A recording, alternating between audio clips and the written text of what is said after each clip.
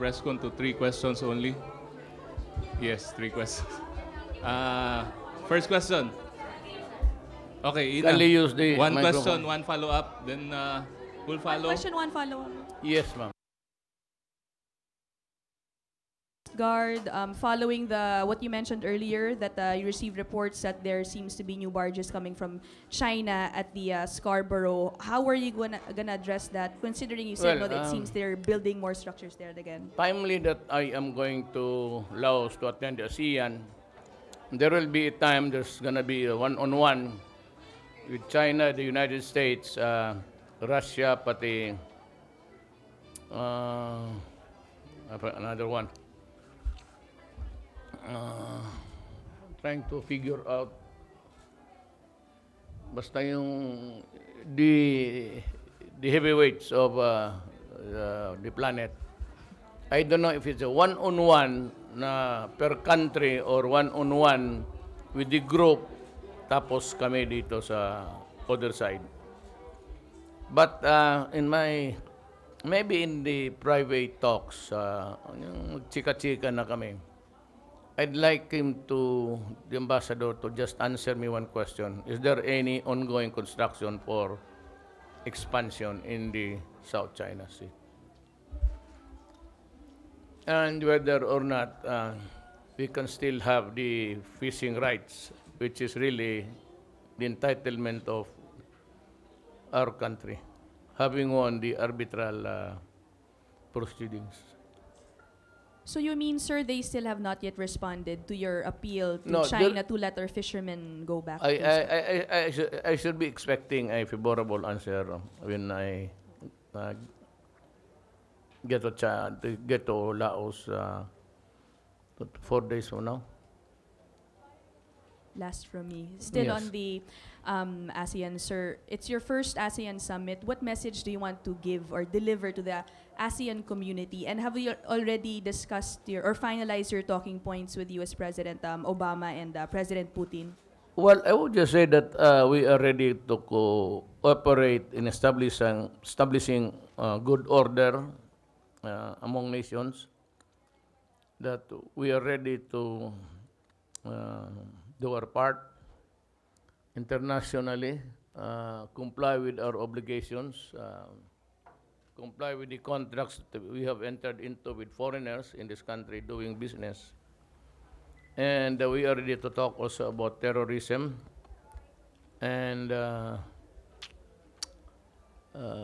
human trafficking, drugs, making my country a transshipment also by the Sinaloa and all of those big drug syndicates in China. And in Asia, rather. And in China, because most of the drug lords are there. Sir, yung talking points, nandun yun sa tanong ko. Talking points with President Obama and President Putin, sir, have you finalized this? Well, I do not, I simply do not, you are talking about anything and everything. They can have their own agenda, but I can have mine. And I do not, it's not in my system really I do not prepare speeches. I do not have notes. I just go along the drift where the talk is going to. Thank you, sir. Okay, thank you, Ina. Mia, next question. One question, one follow-up. Hi, sir. Sir, you mentioned before... 5 ka kasi kaibigan tayo hanggang mahulog yung... Sir, you mentioned before that you won't declare a state of emergency in Sulu because of the ESG. No, But no, however, nothing of sir, the sort. at what certain point... We will you have, I consider said, fighting going on. And as of the latest, it's between the Abu Sayyaf and the MILF. I think ang naipit dyan ang Yemen. So, pagka ganon, we could not have a peaceful talk there in Holo. I suggest that Miswari just simply goes out of his lair there, his den, and if he wants, I'll have him, the military or the police will just escort him to Davao for a better place or any other place he wants to be when he begins to talk to me. I mean, I don't care whether it's in Holo, Zamboanga. It's fine with me. Okay. Sir, follow Follow up. up, okay. Sige, oh. Sir, there's this text message circulating that the ASG will attack one of the military camps. Sir, do you have any order to the Well, AFP, sir? that should put us in full alert now because of reprisals, and that is nothing new to us. It could be anywhere. It could be in the whole of Mindanao. It seems that my plans have been overtaken because I've been wanting to have more police staff trained, about 5 battalions and several new recruits for soldiers of the AFP. Okay. Sir. Thank you, Mia. Lala Babylonia. Hi, sir. How are you after the assassination plot? And is it true that Vice Mayor Paulo Duterte requested for additional security for your family? Well, he must be worried because he has many children. Nakakatakot lang rin. Ako, Inday pati sila, kaya na nila yan. Sebastian, medyo malikot to, pasyal ng pasyal. But otherwise, we can defend ourselves. Sir, I can walk where I want to go, and sinasangay ko yung sarili ko. how about Kitty, sir, your little... Well, that one thing, she has, I think, security also. But siya lang. Ako, hindi nga, it's useless to be talking about the Presidential Security Command because they're always around me, whether I like it or not. I have been driving them away day one. But they just don't believe me, so there's nothing I can do. Alam mo naman ako, malapit sa tao. I go to where I embrace them, I chika-chika. That has always been my norm as a politician. But apparently, when you are already a president, everything changes. You cannot have your cake and eat it too. Ika nga. But, sir, last question po. But are you planning to lessen your schedule outside Malacanang? Again, ma'am. Are you planning na bawasan po yung schedule niyo outside Malacanang? No. I will not. Ayoko na magyabang, pero no. Absolutely no. Thanks. Okay. I live the way I want it. I work the way I must. Thank you, Lala. Sige, oh. Wala pa, dalawa pa lang. Mga 20 ito sila eh. Sir, good afternoon. Sir, coming into the ASEAN Summit, you mentioned kanina that I'm Chino Gaston from GMA, sir. You mentioned na we cannot be slapped every day, may hangganan, and then you eventually have to make a stand. Yes, because sir. I hope China would realize that we went out of our way, we walked the extra mile to be conscious about this thing. That we are not supposed to ignite. Ang problema is every time that they would reply, they would always say that they are not willing to obey the arbitral. They could have stated it otherwise. Ako hindi ako gumamit eh. Ako yung nanalo, hindi ako gumamit ng arbitral. Seldom. Sana naman, huwag na lang ninyong tanungin rin sila kung i-honor nila because they have said they refuse. What I would just want to know is there any additional construction going on, especially in the area of Masinloc? Because if it gets bigger and bigger and bigger, much as I would like to avoid trouble now, the other countries might just decide to invoke the maritime safety and begin to question using us, since we have the arbitral judgment in our hands. At kasi magsalita ka na, ikaw yung may hawak ng award.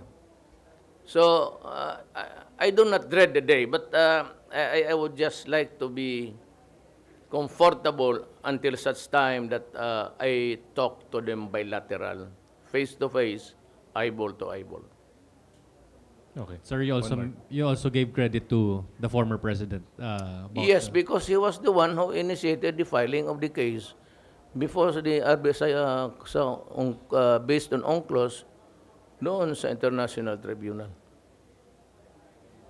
Okay. Thank you, Chino. But that would put us in a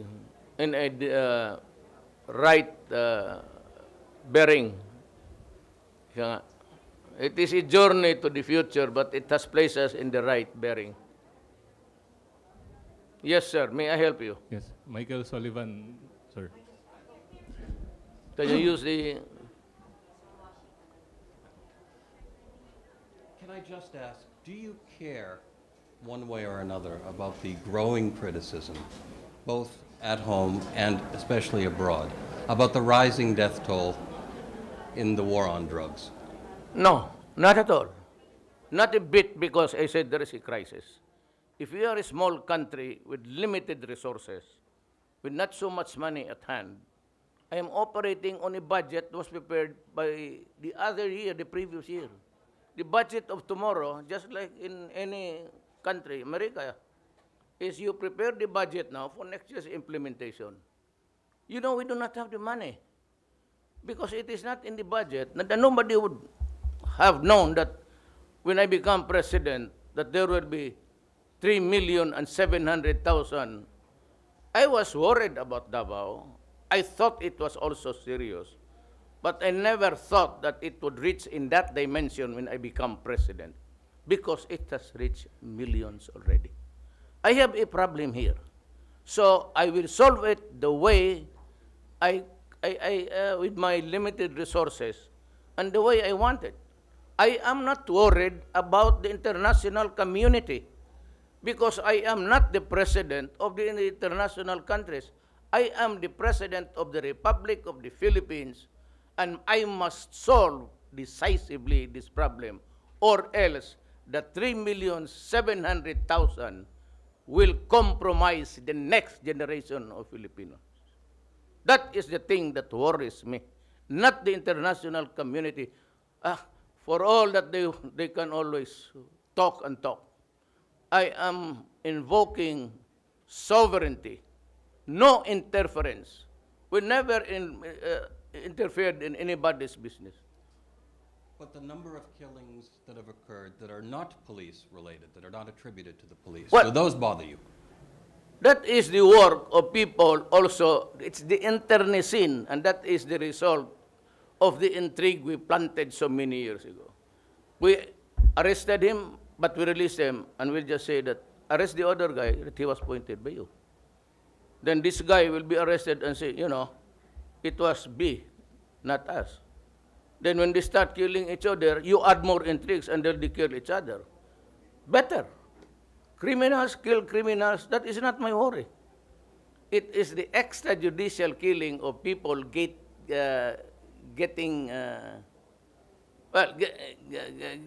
rid of the criminals by their own hands. But we are 104 millions, and I cannot control the criminal minds here. You must remember that along the way, the drug crisis hurt so many people, including parents, who raised their children from childhood to college, spending money and time with your family, taking care, and to realize at the end of the day, your son or daughter is a hook and destroyed for life. That is a thing that you should worry. Or a soldier assigned here in Mindanao, fighting in Holo, only to learn, and there is a case, I cannot be specific now, then he was ordered home because her daughter was raped. And she was only first grade. And I am sure you know Dirty Harry. And Dirty Harry felt something for the community. And if you are a soldier or a policeman, and your child gets hooks, with all the expenses, and you have to borrow from the government insurance system for every election, every enrollment, and then you find your son destroyed, do you think that I'll just limit myself to 100? I am telling you, I'll tell you frankly now, and you can repeat it all, that if I were the father, and I took care of this child, a girl, and then suddenly she's found dead, raped, would you think that I'd be contented just killing 1, 2, 3? No. It's always an eye for an eye at the end of the day. Who taught us? The movie of... Okay, thank you, sir. Who's that? Clint Eastwood personified it that way. And most of us saw the pictures, and every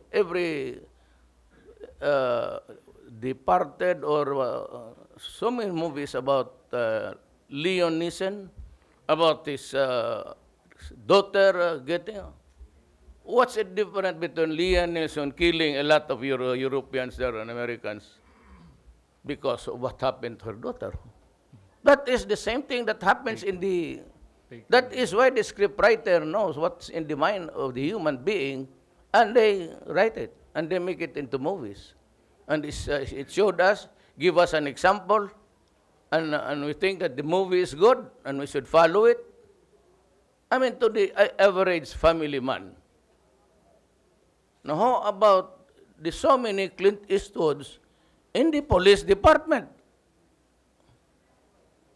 Well, if it is bad, then it should have been not shown at all, because it will poison the mind of everybody in the world. But since it was good and it was only rated R for adults, everything is shaped up by the culture of the world now. It's a sinking world. So what goes in the mind of the Americans? And for example, how can you explain policemen shooting a black man there? So, one criminal mind of the United States Police, 10, 20 criminal minds of the police there. What's really the... Tell me what's the difference? A difference in figures or a difference in the paradigm? So your war, no regrets?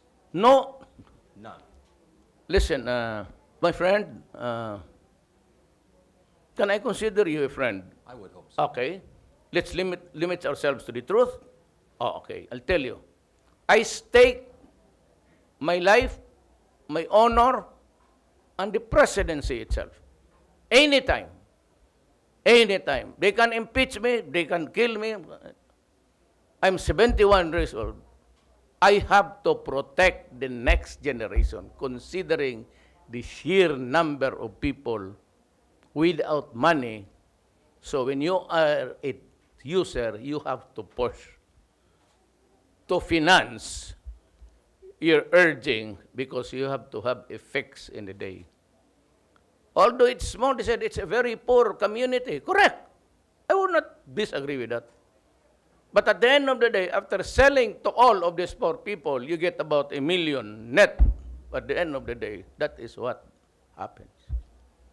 Let us understand reality first before we go to the ideal theories of human rights and everything. For after all, America and Britain went into Iraq, killed so many people on one theory that there was weapons of mass destruction. Turned out there was none at all. And so how many people were killed? Women widowed. How many women, children were killed along the way? And yet there is no apology except from Blair. When I said that, I was sorry. This one is armor, and it kills people. This one is only a bullet in the head. This one explodes and destroys the man that is being hit into bits and pieces. Thank you. Okay. Thank you very much. Wala na pong questions. So, my helicopter would... so, anyway, if I go down the sea, you are to blame. Go ahead. no more. No, I said, in this presidency, I said, I stake my life, my honor, and the presidency itself. I don't really need it that bad. badly. Okay. Thank Just don't fuck with the next Filipinos, because there will be a portion of that next generation that is or will be fractured. Shabu, constant use of shabu for 1 year, your forensics say, not us, will shrink the brain of a person. You're better off with poppy, because it is organic, naturally grown. Heroin and cocaine does not really. Shabu is a deadly mix, and if you really want to know, the water used there is the water that you use in your battery. Okay. So I have now about 700 crazy people running around. I cannot build. Oh, why don't you build so many rehab centers? You know, I became a president mid-step operating on a budget that will last for the end of. That is how it is in all governments. We never expect, or they who prepared it the previous year did not expect the real number of people that was, the real damage that was done to my country. I was very strict here, no problem. Many people were killed, but Davao is safe. You can, now you try that in Manila. I challenge you, you walk here in Davao. And if you are mugged there or robbed there, I will resign. I'm telling you publicly. Go around, and if you are hurt, you lose a penny or your wallet or held up, tell me, as long as it is the truth, I said we limit ourselves to the truth, I will resign. Okay? Next.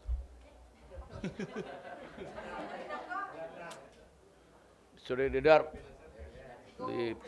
pilots are worried. The Thank you very security much, officers are... Mr. President, thank you very much a little sa bit, atong Kaubans Media. Thank you, everybody. At the end of the day, you listen, do not make noise there. God damn it, I will shoot all of you.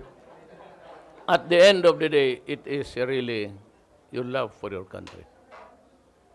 And that you want a new generation of Filipinos would have a better life than what we have had. And I said, do not fuck my country. Do not fuck with our children. We cannot afford the rehab centers of America that's given free. We do not even have the materials. Because the budget is being prepared, the rehab will be next year. Because this budget now does not contain that, because it was never for, nobody foresaw that there were already millions being hit by the drug. They just thought, it was just a street habit there. They never knew that it involved police generals, even the Secretary of Justice, and her lover was the one collecting drug money from. So, how can you? There are about 508 police generals, about 500. In Region 3 alone, there are 100 drug pushers who are policemen. Some of them are already have shrunk brains, and they will fight. They will fight, believe me. If you want, I can arrange, if there's a drug operation, not here in Davao, there's no more. If you are in Manila, and if there's an operation against drug, you bring your camera and go with them. And you will see the truth. Just call me anytime. And if there's a big operation, bring your camera and your men and piggyback the entire operation. Okay. Fair enough? Thank you very much.